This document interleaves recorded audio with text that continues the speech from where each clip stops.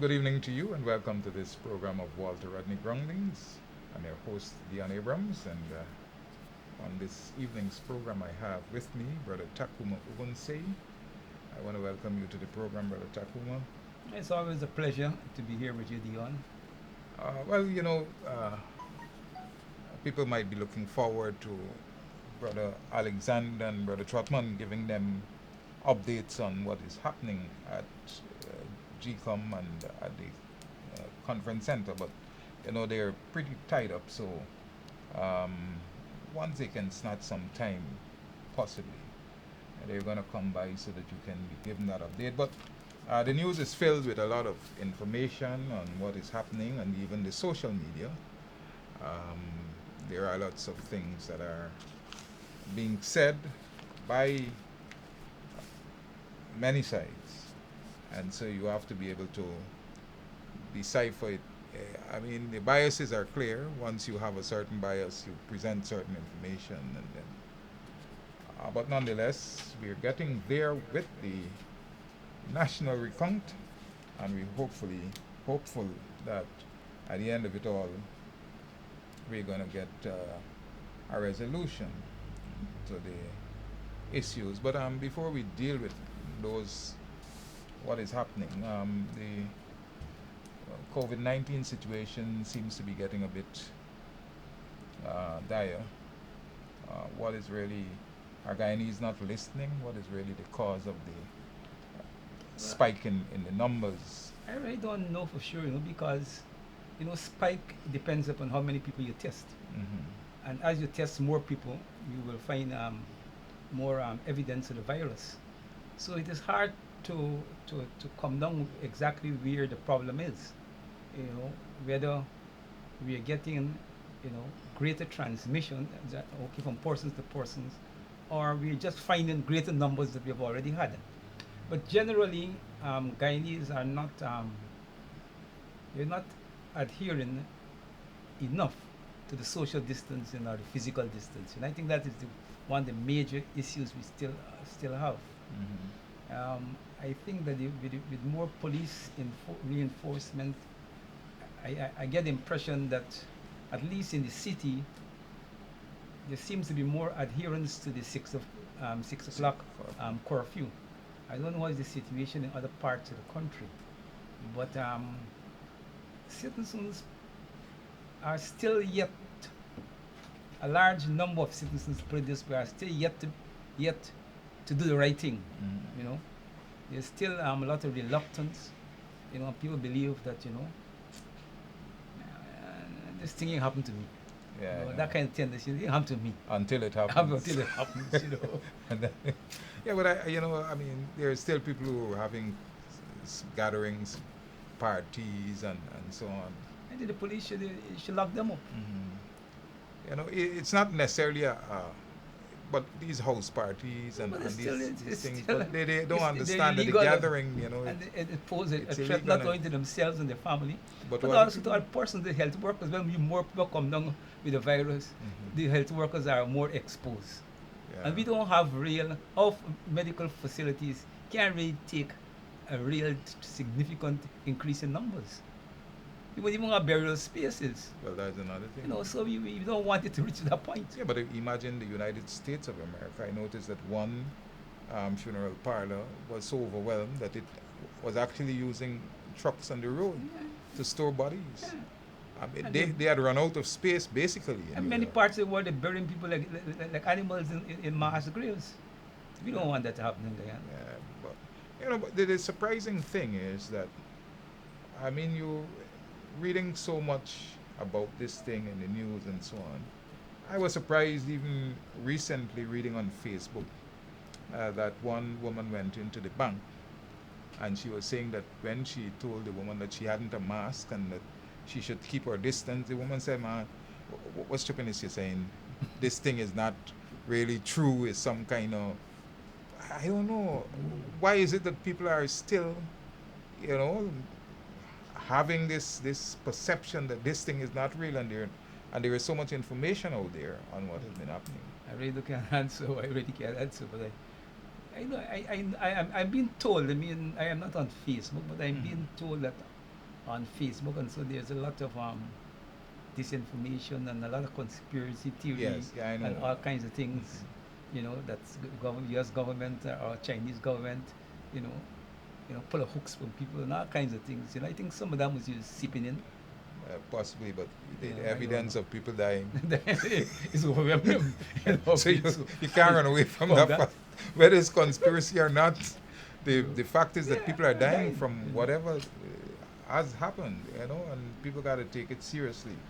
I know on the East Coast, by the time it's 6, you may find a few vehicles traversing the road, but basically, it's good. Down. Yeah, That's good. people are adhering to the 6 o'clock curfew, and even a few times the police they pass with their vehicles if they saw a shop open. They have the speakers on the police vehicles, and they would say, "Please shut your shop." Adhere to the curfew and so on. So people have been doing that. I don't know of people being arrested on the East Coast and so on, but I know in Linden and other parts Yeah. of the country that has been happening. So I want to congratulate the people who are adhering as much as possible, because we really don't want a disaster, this thing to Yeah. really spread and to Overwhelm our system. overwhelm our system. It's going to be really, really dread. And as much as possible, you who have your birthdays and so on, try. I mean, you have to live for another year. Yeah, You can't just invite a gathering and you don't know.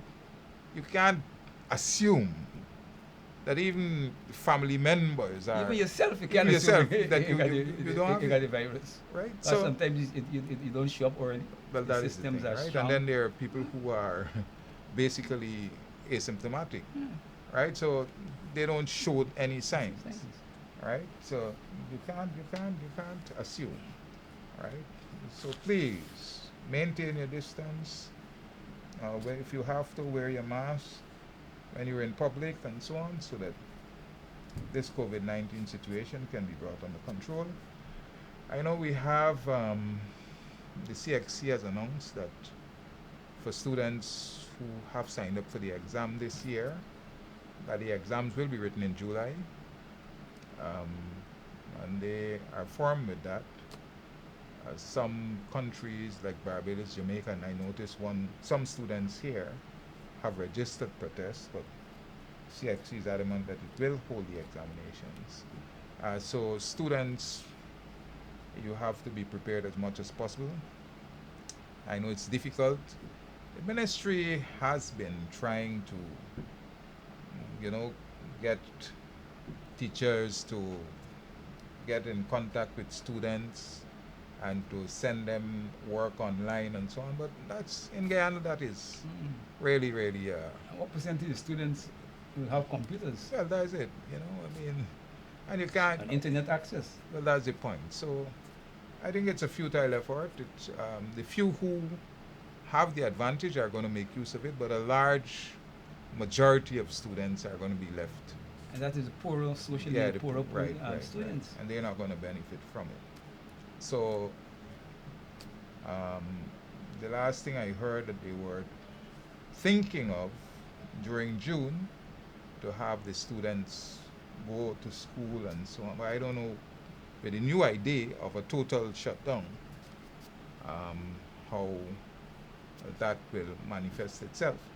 And then we really have to consider, even in writing the exams, how we're going to organize our students, because children they meet their friends. We got to really be strict, to ensure and that they themselves, when the time comes for them to write the exam, that they don't congregate in large numbers and so on. The plan, I understand, is that from what I've read, the exams for those who are countries that have the capabilities may be done online, right? Which would mean that students will, not have to be in the physical environment to write the exam. They may be there, but within the distance. Whatever happens, Students need to be prepared because it's been a long time since they've been out of school, and in spite of all the talk about teaching kids at home and watching television, children are children, you know. Mm-hmm. And a break like this It's a break for them. is a break for them. It's a break for them. It's a break. I'm a teacher and it's a break for me. You know, I find I have to find other things to keep myself occupied. You know, but once your mind is off that, sometimes they find themselves otherwise occupied. So, I mean, the reality is even at school, children go to school. To get some of them to be in the classroom itself It's a problem. is a problem. More so to tell them to go on a computer, sit down in a By virtual themselves. classroom, and to listen to somebody out there. The regular student is not going to do that, you know. So this year they're going to be at a disadvantage, but CXC has assured that there will be reliability, validity, and whatever. All of the things they talk about in testing, that these things will be there, that the students will not be at a disadvantage. We're hopeful that they come out unscathed, right? All right. But for you students out there, find the time. I know it's sometimes difficult, but make time to get your books. If you can get in touch with your teachers, get in touch with them and see how you can be assisted in whatever way possible so that you can be prepared for the exam, as they said, in July. All right? Good. So the count is on. And like I said, you have different versions of what has been happening. What is your take on all that has been transpiring so far in relation to this count? I have not been following the count in terms of numbers very closely, but I think it's very early in the day, in as far as numbers are important. So I've been paying too much attention to the numbers, but I've been paying some attention to the politics of the exercise. And we probably could discuss it in two parts. If you look at both parties, the APMU AFC and the PPPC, both parties seems to have a preference for something other than the recount, to some extent. You know, if we were to go backwards, the PPP position was all 9 electoral districts were declared. Only Region 4 got some problems. Let me resolve the problems of Region 4 and declare the results. Okay? So that was one of the PP's form position. Then Jagdeo met with the president and CARICOM, and he buy into the to the recount scenario. So the PPP is into the process, you know, with 1 foot in and 1 foot out. You know, the same thing for the APMU. The APMU entered the process with a great majority APMU opinion is that, look, all 10 regions have been declared. And it declares as winners. Therefore, the president should be sworn in. Yep. The president, anyhow, as leader of the APMU AFC, had committed with CARICOM, along with Jagdeo, to the recount process. So the APMU is in the recount process, in one leg like the PPP, and another leg outside the process. Okay. One thing, what they believe is legal and constitutionally correct. Yeah. The declarations have been made. And then a The petition. chief officer have had his say. It's only Jacob now to confirm the president, and everything else go to the election Elections to the petition. courts, the election petition. The PB position is the same thing. declare we winners, because we know you can't reduce state to the polls to show that you win. Whatever problems you got with the confiding, go to elections commission, go to the courts to, you know, election petition. So that is basically. That is based on Region 4. Yeah. Not the total recount. You see, so that's basically where we are. We're 1 foot in, 1 foot out. Now, in that kind of political posture, anything could happen. Okay. Anything could happen. So that is where things are. And I know the GCOM is definitely in the rock of the hard place. But I think we need a resolution, and the resolution will come one way or the other. It will either come through the recount, it will either come through a political settlement, or it will either come through a legal settlement. So to me, as I see it, the court could intervene, because people still have action, some appeal the legitimacy of the recount. The High Court, I think, is to rule.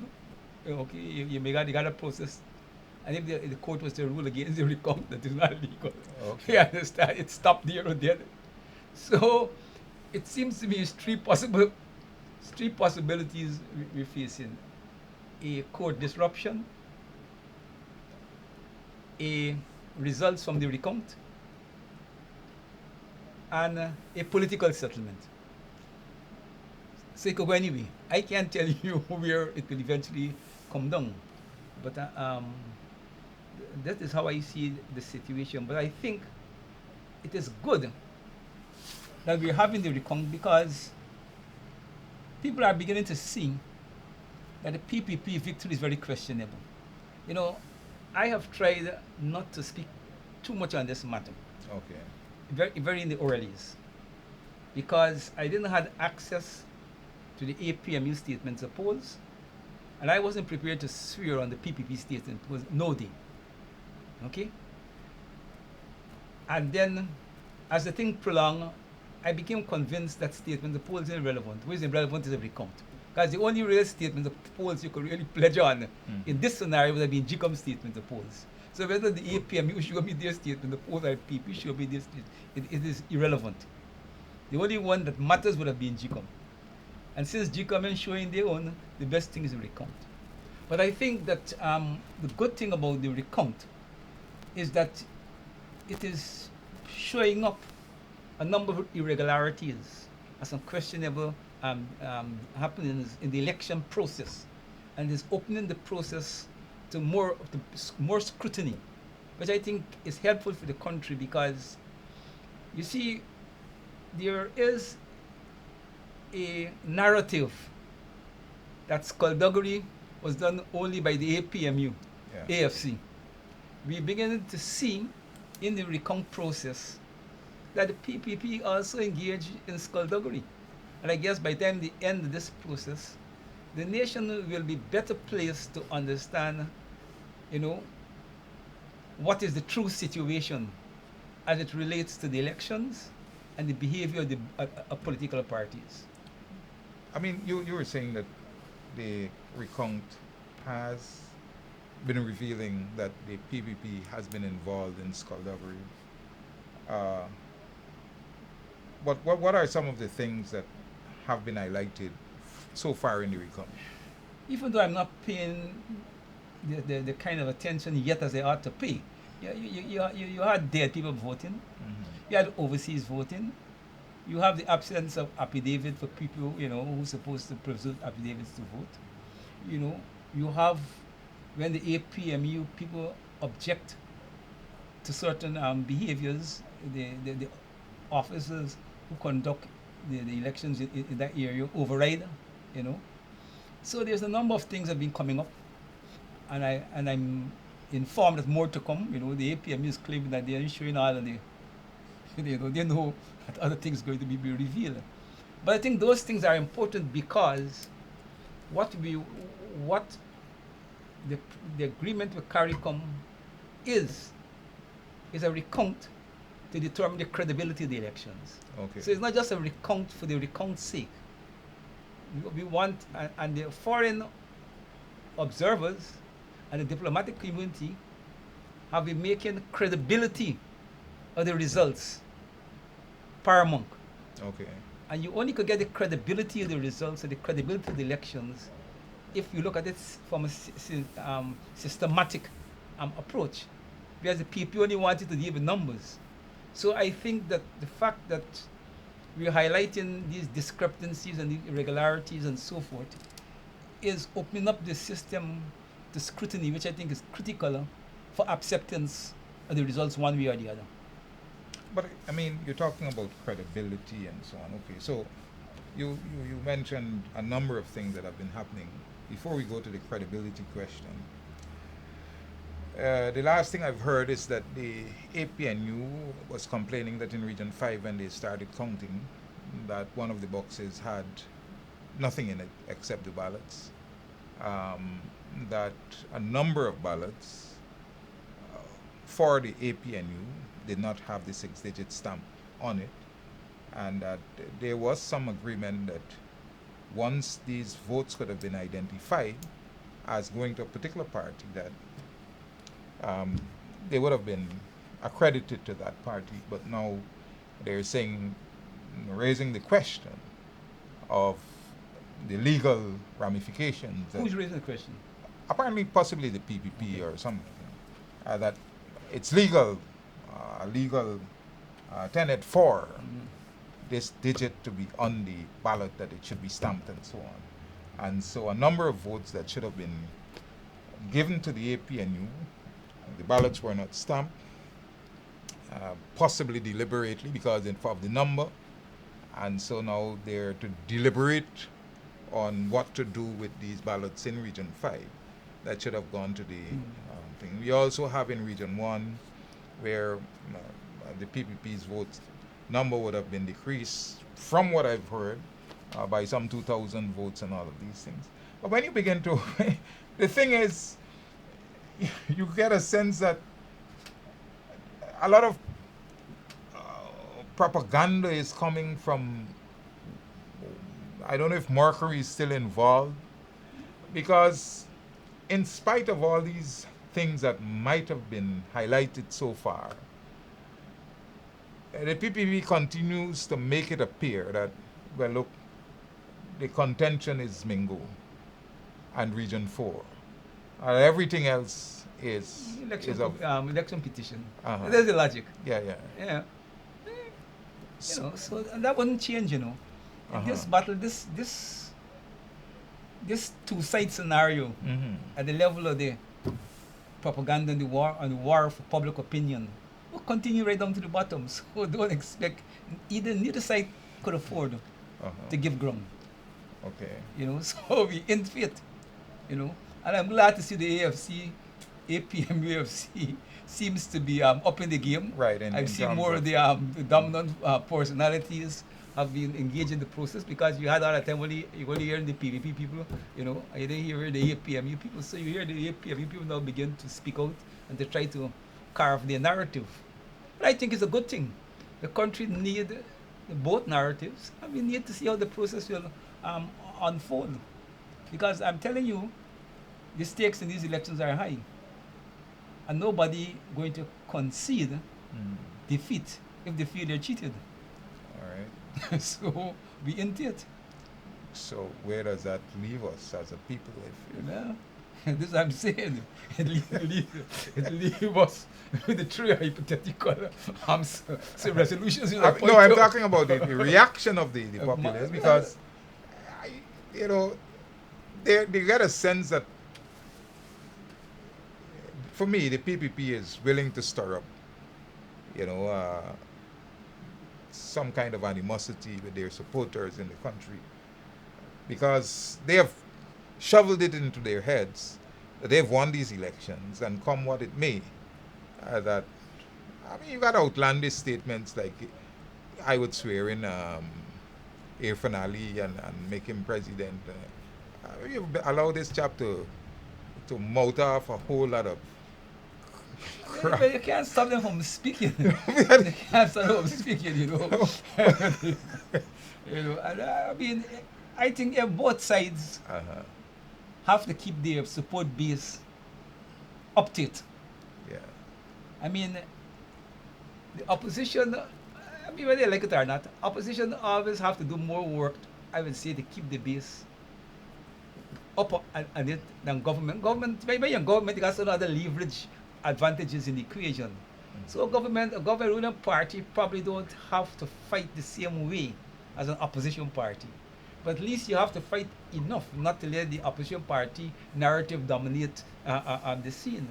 So while the opposition may be fighting only with words, the government will be fighting with words and governmental power.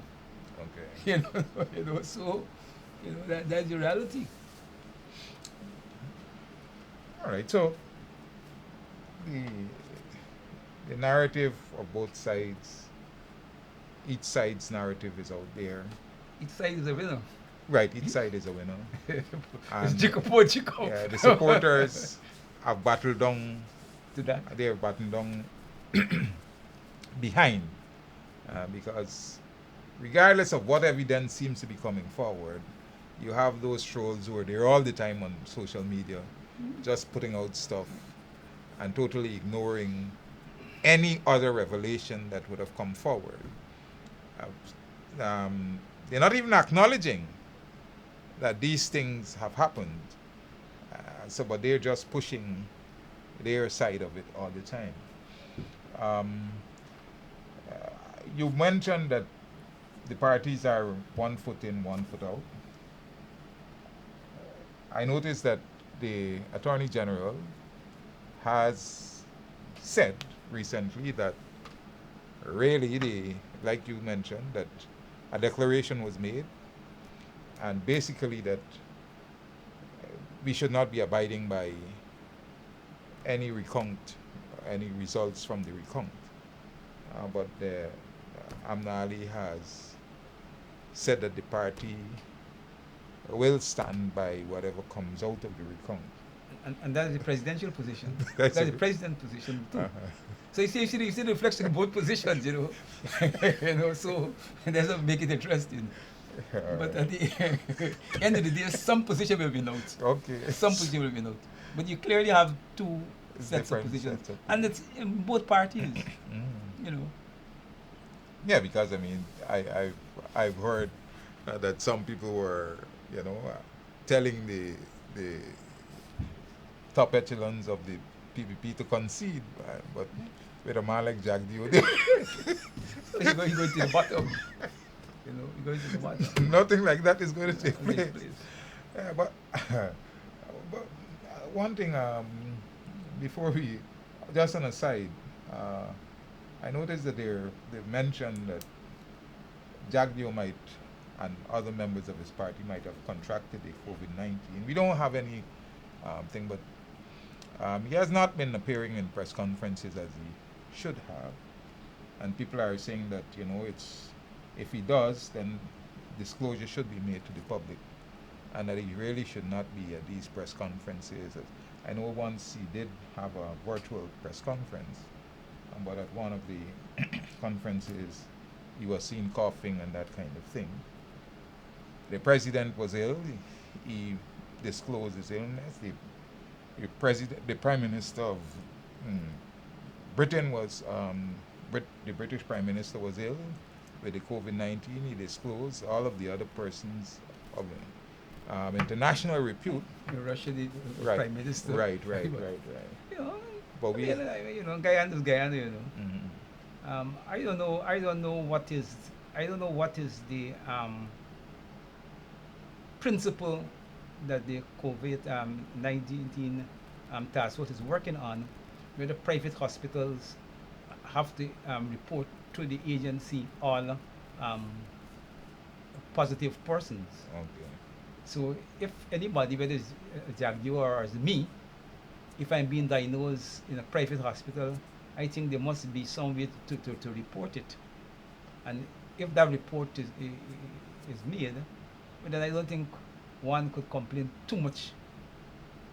But the public announcement is more a political matter, Mhm. okay? And that's a question of political judgments and political culture. But if Jack Dio is tested positive for COVID, and it isn't revealed to the task force or to the centralized medical body, I think there's a more, worrying development. Yeah. Whether he discloses it publicly or not is more a political matter and a question of political judgment. But I hope it is not true. I don't hope he Yeah. got Because he it's got been the in the virus, air for because quite it a is while. not nice for any persons to catch the virus. So Yeah, yeah. just hoping that is not true. Right. Anyway, so we are there. Um, and we're watching the process unfolding. I have been basically observing, like you, without saying a lot on Facebook, because I mean, you can't even make a rational comment that is not taken out of context Mm. by some person or not.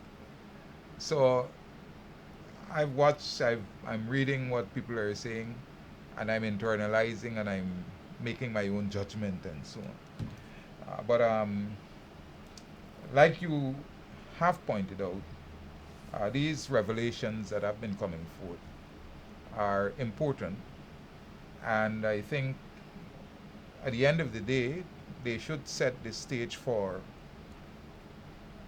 some kind of you know, methodology to be employed so that whatever you find happening now does not recur.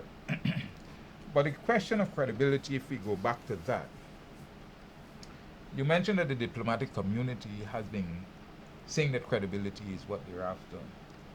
But do you get a full sense that that is exactly what they're looking for, or is just because it's saving face?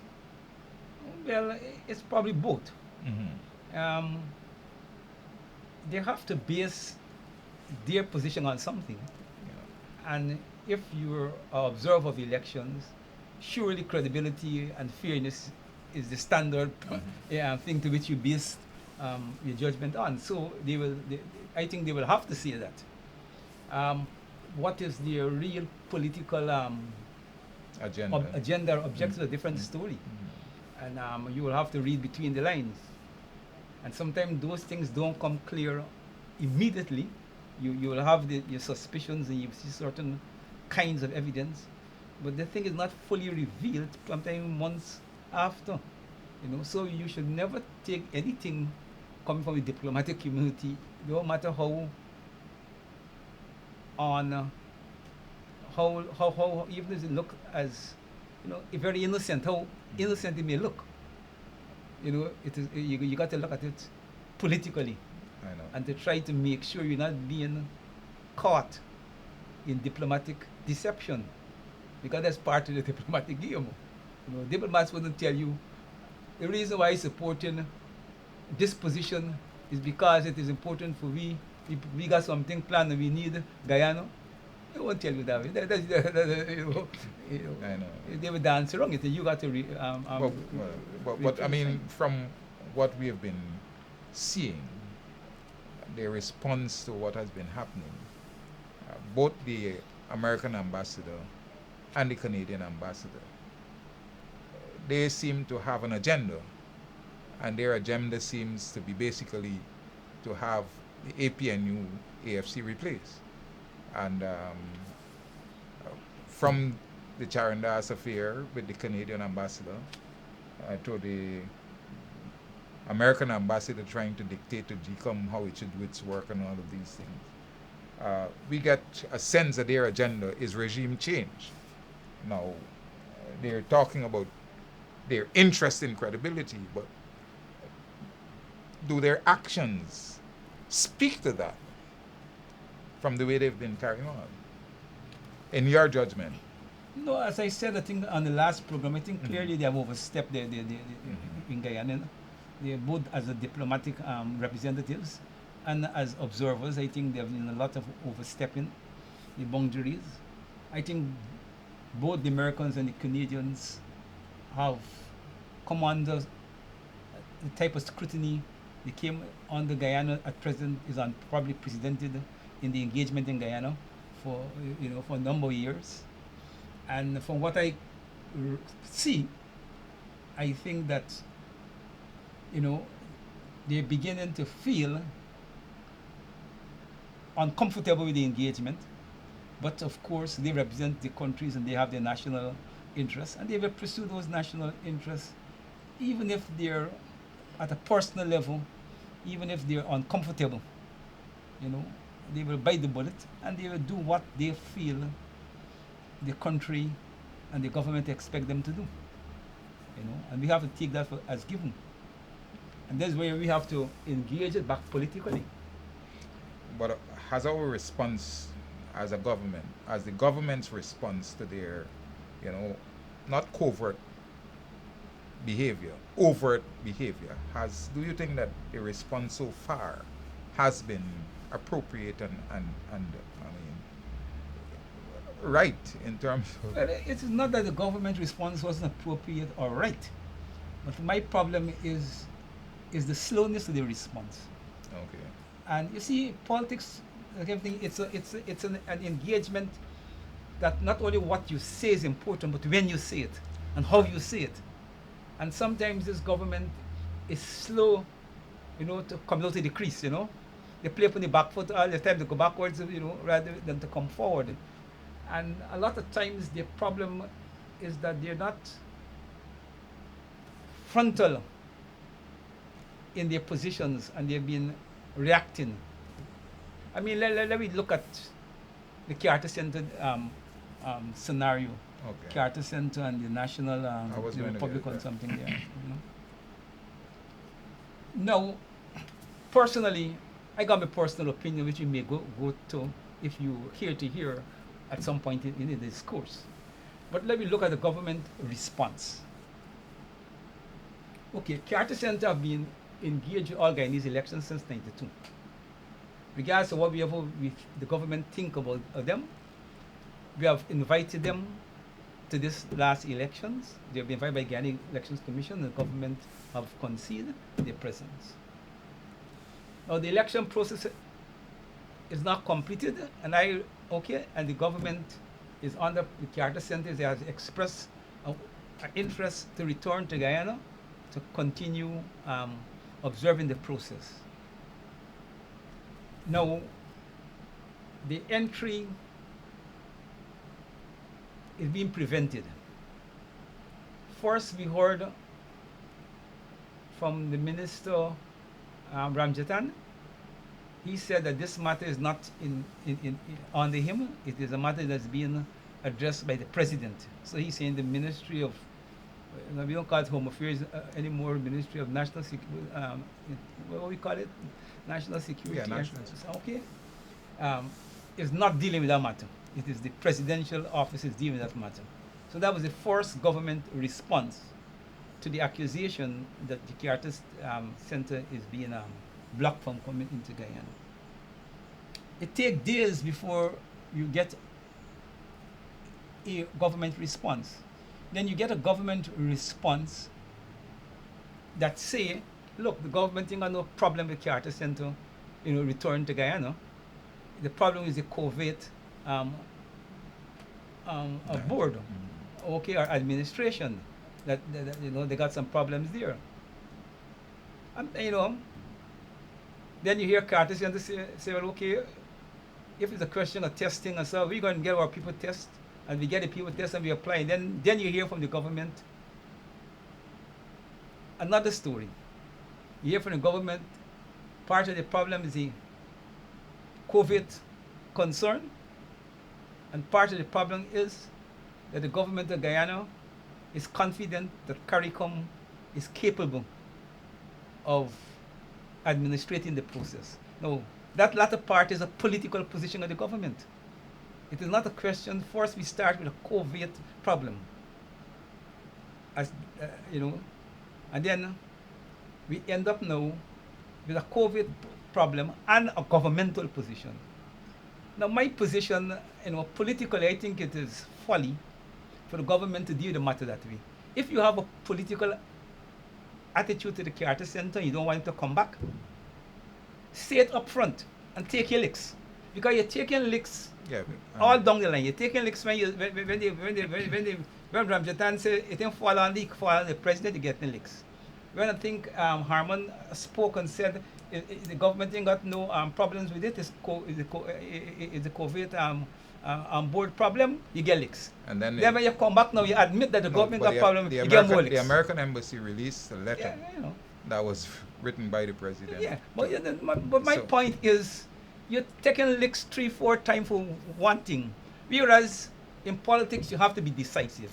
If you discuss, you examine your situation, and you feel it's not in your best interest to have the Carter Center, okay, and since I intend to get them, I ain't dragging it out. Stay up front. Done this story, take your licks, end of the story.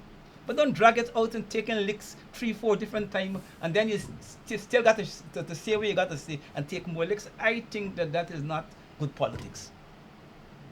Not good politics. But what is your opinion of the Carter Center? You said you would. I was hoping you forget that. You put me on the spot. As you got to take a chance, so you put me on the spot. I was hoping you would remember. No, my position personally is that the Carter Center should be allowed to come. Okay. I don't see them saying anything that any other observer group wouldn't see at the end of the process. To me, the most dangerous observer team there for Guyana is the OAS. Okay. And if they're there, I can't see why the Carter Center can't be there. Because at the end of the day, they either have to say the thing was fair and free and the APMU, AFC prevail, or the PPP prevail. There ain't going to be no other view. One or the other they got to see. Okay? And where the Carter Center is there to say it, the OAS is there to say it.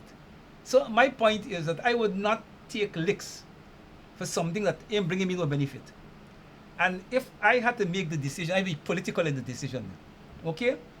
Now, the government must know that Carter Center is an extension of American foreign policy, and more so it is tied to the Democratic Party. It's an institution coming out of the Democratic Party. Just like how this Republican advice, what's the name for them that came and advised us? This election commission. They also a block, Republican something. I can't remember the exact name, but they were here as helping the elections commission on technical matters. They too were not allowed to come. But there's outshoot out of the Republican Party that is in government.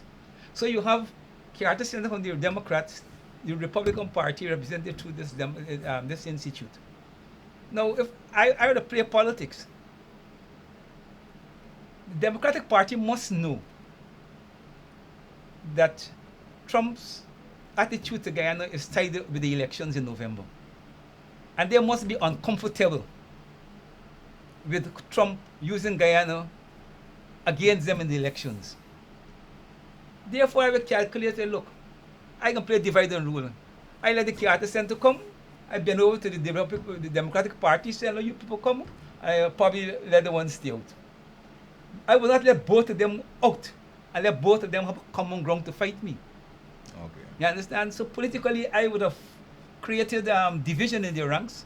Right now, what you got now is both organizations from both parties are united against you. So you gain nothing. But if you keep them divided, you might begin something. So for me, I would have gone for the approach of having the Carter Center and say the Democratic, the Republican organization, you come, your technical advice done. Yeah, you see what I mean? You know, and I don't know if the government is reading, the government decision makers are reading carefully. The Carter Center is the only observer in these elections that have said something as profound for APMU and the African community. The APMU FC supporters in the main come from the African community. And they have said something that's important in relative to these elections. The OAS have made a comment, I think, on the bloated list. But it's neither here nor there because this is not the election. Those are not the elections in 2025. But the Carter Center had said that Guyana after these elections should have some resolution based on some form of shared governance. I think that is significant. And for me, okay, I would befriend them because whatever is the outcome, the question of shared governance will be important for me constituency one way or the other. So I would hold the feet to that. So that is why I wouldn't, had I exclude them if I had to make the decision. But of course, not my decision. Yeah, but the popular sentiment seems to be, because you can read in a lot of you have given sound and rational reasons why you believe the Carter Center should be here. I mean, they've been invited in 1992, they played a critical role, and from then they have been playing a critical role in our elections. But you got a sense that the APNU supporters on the ground, and I think it has resulted from the way the U.S. ambassador has been, parading herself about the country. So they're taking not necessarily a view that, well, this is a democratic representation of the American politics, and the ambassador represents a Republican perspective on the American politics. They're looking now as America wanting to overthrow, by whatever means, the APNU AFC government, and they see the Carter Center as an extension of that.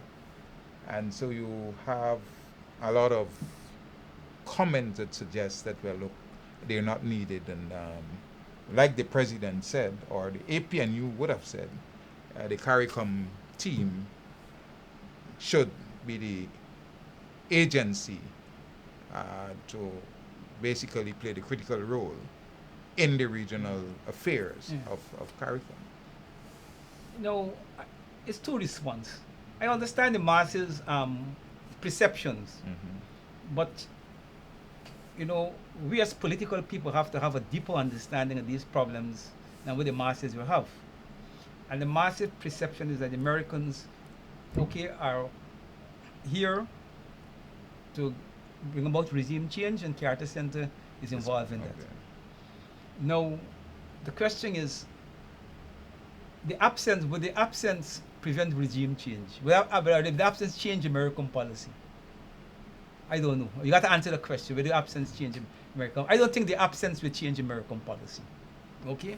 So I don't think you got nothing much to gain by fighting over the presence. Okay? At the more sophisticated level, I think the government and the president has a point. But you see, there's a problem with their politics. They always fight from the back foot. The government, whether through the president or through the foreign minister, should very orally in this business say, our preference for the recount stage is for a regional solution, and we can live with CARICOM and the OAS. If that is your firm position that you want bending upon, it's pointless play games with it. Put it out there and said the recount process now, from our point of view, it's become a hemispherical situation, and we're going to live with CARICOM and the OAS, and CARICOM is the major thing. But the OAS has been proven to be an extension of the American foreign policy, and that they are following the dictates of the Trump administration. And so Morales would have suffered as a consequence of that. And their actions here suggest that they're out to do the same kind of thing that they would have done based on their operations in the Americas there. Now, you're seeming to see them as a legitimate party. No, I'm saying okay, you don't block them from coming. all right. So they're here based upon the invitation that Carter Center also had. But the point is, you have a change of heart about Carter Center. Okay? As I said, the explanation that the president give is that CARICOM is fit and he got confidence to deal with this thing as a regional matter. Now, the fact that you got OAS, whether you like it or not, it becomes more than the CARICOM. You got, you've gone outside of the CARICOM. So this is the point I'm trying to make. So if the government wants to treat it okay, but look, we have to live with the OAS, but CARICOM is the proper institution to help us resolve this problem, then they say it up front. And I don't think nothing is so wrong about that. Okay. I would support that, but you gotta say it up front. I don't like this kind of politics where when you're getting licks all the time, then you're coming off the back foot and get explanation. Be firm, okay, and say exactly what is it you expect, or what is it, and deal with it. I mean.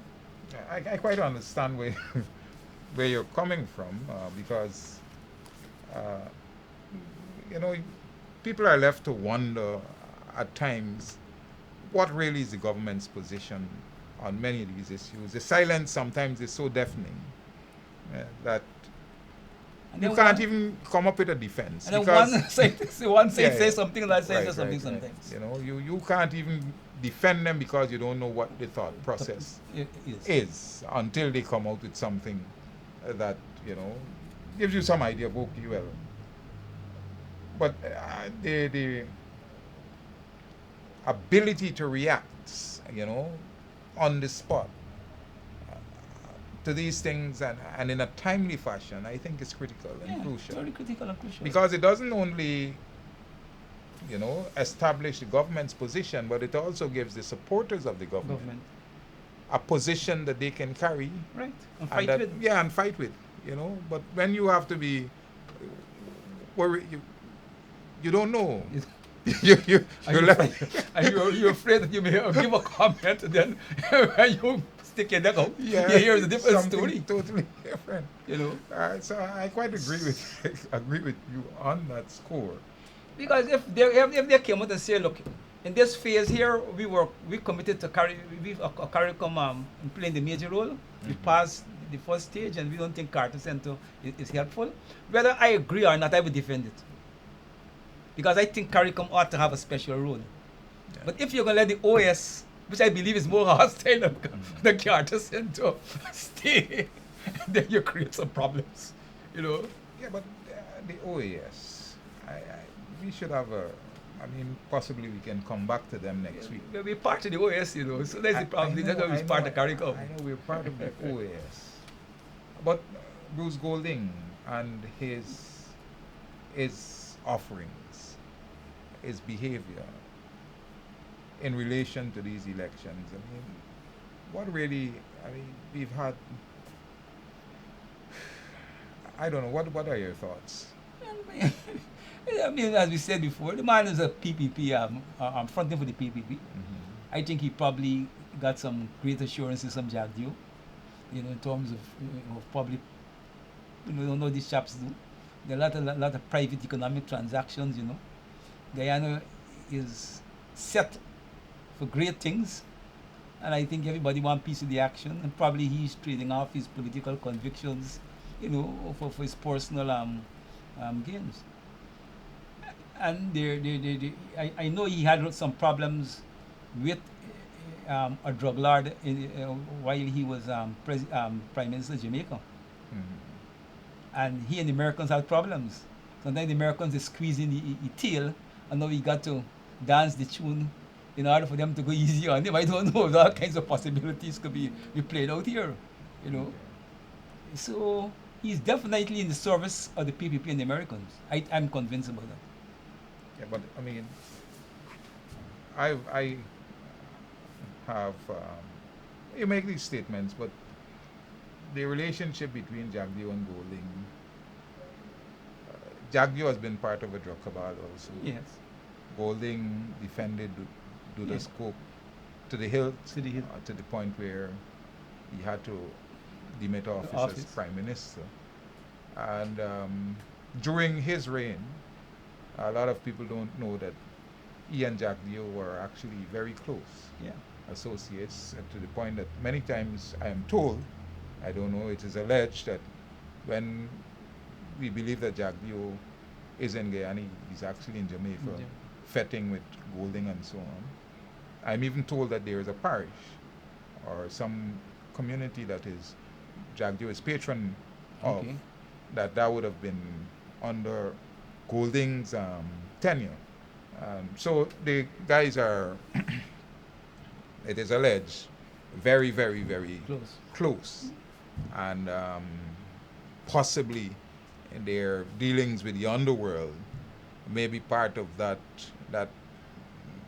closeness that would have been derived over that At that time. time. But you were also saying that there is a political side to it, Yeah. that the Americans might be using him to, carry out the dictates of the Republican administration.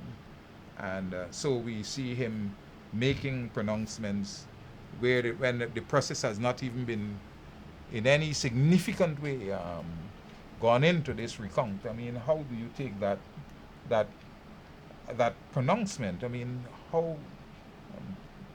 I mean, once you accept that the man is fronting with the PPP, you know, Yeah. it's clear he's doing his work. He's doing his work. You know, he's battling for his client. PP is his client, and he's battling for his client. At the professional level, I mean, he was reporting to a council of the OAS, which one could argue that he probably have had to make a report as accurately as he see it. So you could argue that, to the extent that he made the report, he didn't make it to the press. He made it to the council of the OAS. But I think that if he was a more objective observer, he would have not do the way he did it. He would not have get into the details of the recount And pronounce on those. that.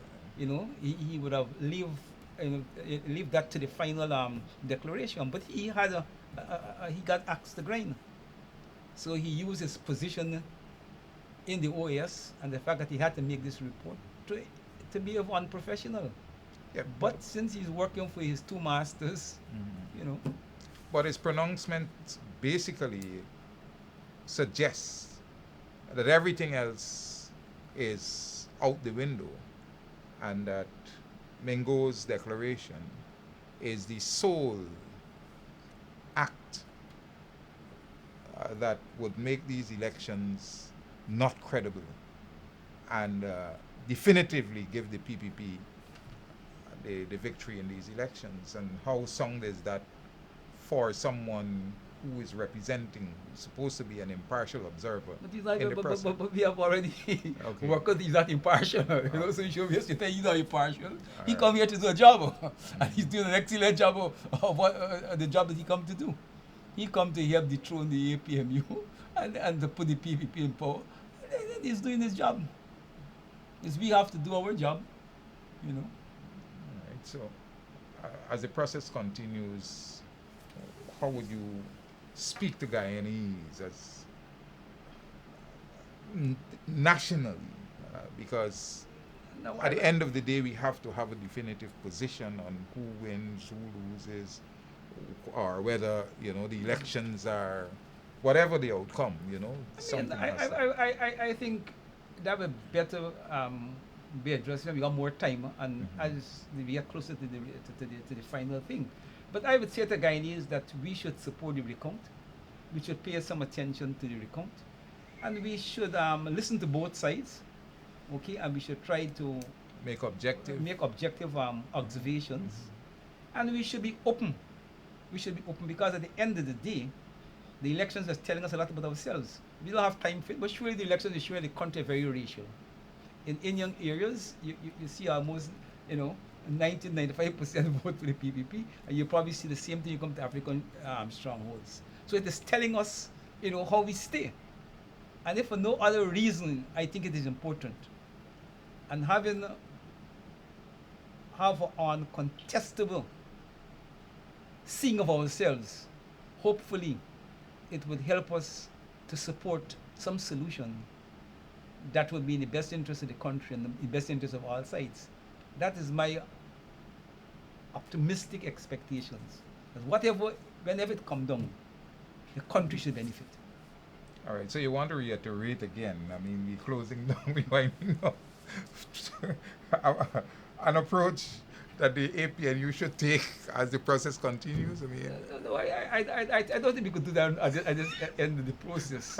You know, no, I think, you know, but we just because- hope that they can be more reactionary. Yeah, I think they have. To, I mean, I'm glad that they now be more frontal Uh-huh. in trying to argue their narratives. Right, It right. is in this politics, it's not even whether your narrative right or wrong. It's that you've got to have some narrative if you want people to support your Yeah. position. Okay. And you know, and if you don't argue a narrative, only one side argue a narrative, even you supporters, you begin to feel that the you're narrative in of the other side is right, and you yeah. got no answers. Mhm. So whether you got the right or the wrong answers, argue your narrative. You must got a narrative. All right. Okay. Well, I mean, let's hope that they continue to do that. I noticed that Scotty Hughes, they've been using Patterson. I mean, Norton is now. I mean, so See, I see all right, them come right. forward, Basil, George, everybody knows who seems to, right, right. to come So forward. we need to see You need to see a more of lot that. more of that, so that people can begin to understand that we're not just giving up arms and Yeah. leaving things. All right, it's been a pleasure having you. I think you've made some valuable contributions, so that the Guyanese can be very more politically aware of where we stand in this process. And I'm looking forward to having you back next week, Yeah. same time, same channel, when we'll continue this discourse to the people out there. Remember, keep your distance, wash your hands, do all the things that you've been told to do to avoid the spread of COVID-19. I do enjoy the rest of your evening. Have a good night.